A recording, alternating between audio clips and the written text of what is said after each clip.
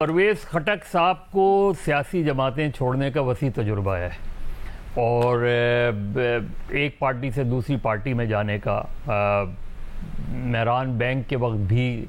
کہیں کہیں صافی صاحب کو یاد ہوگا جب صابر شاہ والا کیس ہوا تھا اس میں بھی ان کا نام آیا تھا اس وقت، اور بی آر ٹی میں بھی نام آیا، اور میرا خیال ہے اس میں جو زیادہ تر لوگ اس وقت جو سرفیس پہ ہیں یہ وہ لوگ ہیں جن پہ پی ٹی آئی کی گورنمنٹ کے دوران جو بھی مبینہ کرپشن وغیرہ کے کیسز ہیں، اور کچھ پہ ایک صاحب ایسے بھی ہیں جن پہ ارشد شریف والا کیس بھی ہے، اس بھی انکوائری میں ان کا نام بھی ہے۔ تو جب فائلیں آپ کے سامنے رکھ دی جاتی ہیں، اور یہی طریقہ کار رہا ہے ہمارے یہاں سیاسی جماعتیں اور گروپس بنانے کا کہ آپ کے سامنے ایک فائل رکھ دی جاتی ہے، آپ اگر اس فائل کو بند کروانا چاہتے ہیں تو آپ کو وہی کرنا پڑتا ہے جو کہا جاتا ہے، اور یہی ہو رہا ہے۔ ابھی جب یہ صبح صبح سے ڈیولپمنٹ ہوئی تو کچھ پی ٹی آئی کے خیبر پختونخوا کے لوگوں سے بات ہوئی، انہوں نے ان کا یہی کہنا تھا کہ ایک جو ہے وہ ظاہر ہے یہ وہی لوگ ہیں جس پہ کسی پہ بی آر ٹی کا کیس ہے، کسی پہ گریڈ 16 تک افسروں کی تقرری کا کیس ہے، کسی کے اوپر مختلف کیسز ہیں، اور یہ نام ضرور ہیں لیکن ان کے ساتھ ووٹر کتنے ہیں یہ پتہ چل جائے گا۔ لیکن میں شروع سے کہہ رہا تھا جب لوگ 9 مئی کے واقعے کو 9/11 کہتے تھے تو میں اس وقت بھی یہ بات کہہ رہا تھا کہ اس کا جو آپ وہ کر رہے ہیں مقابلہ کر رہے ہیں کہ 9/11 یہ دراصل 22 اگست 2016 سے مطابقت رکھتی ہے جو اس وقت صورتحال ہے۔ وہی سچویشن جو ایم کیو ایم لندن کو یہاں فیس کرنی پڑی، وہی سچویشن پی ٹی آئی کو فیس کرنی پڑ رہی ہے۔ پی ٹی آئی کے لوگوں کے لیے جو ہے وہ الیکشنز میں بھی آسانی نہیں ہوگی، بہت مشکل ہوگا، کینڈیڈیٹس اگر آئیں گے تو ان کے لیے بہت مشکل ہوگی صورتحال، کیونکہ یہ جو گروپس ہوتے ہیں، اور یہ میں آپ کو بتا دوں یہ پورے پاکستان میں نہیں ہوگا، خیبر پختونخوا میں یہ پارٹی بنی ہے اور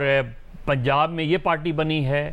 یہاں ایک اور مختلف نام سے پارٹی بنانے کی کوشش، گروپ بنانے کی کوشش کی جا رہی ہے۔ تو دراصل چونکہ پی ٹی آئی کی جو فالوئنگ تھی وہ پورے پاکستان میں تھی،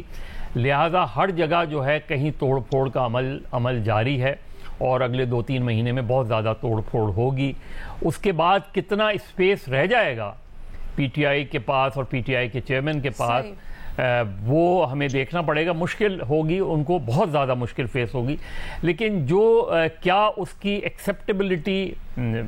ایک حلقے میں ہوگی جیسے ہم قبولیت کہہ رہے ہیں، لیکن اگر کسی ایک جماعت کو بالکل ہی پارٹیسپیٹ کرنے کی الیکشن میں اجازت نہیں ہوگی تو پھر کیا صورتحال بنے گی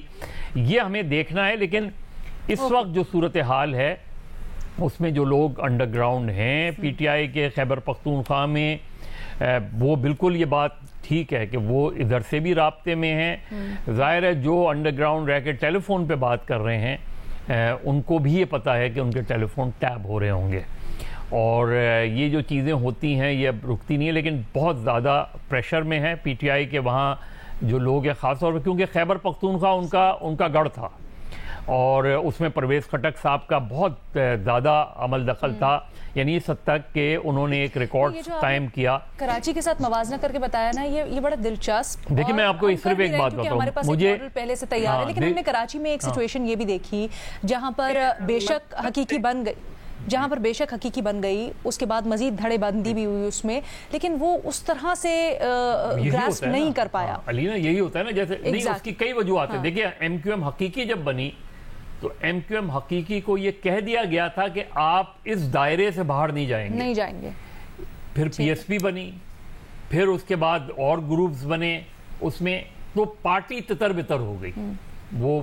لندن کے ساتھ کون ہے، پاکستان کے ساتھ کون ہے، پارٹی کو تتر بتر کر دیا گیا۔ امپورٹنٹ یہ ہے الیکشن سمبل کیا ہوگا پی ٹی آئی پارلیمنٹیرین کا، کیونکہ پیپلز پارٹی پارلیمنٹیرین جب بنی تو پاکستان پیپلز پارٹی کا الیکشن سمبل تلوار جو ہے وہ نکال دیا گیا تھا الیکشن کمیشن کی لسٹ سے۔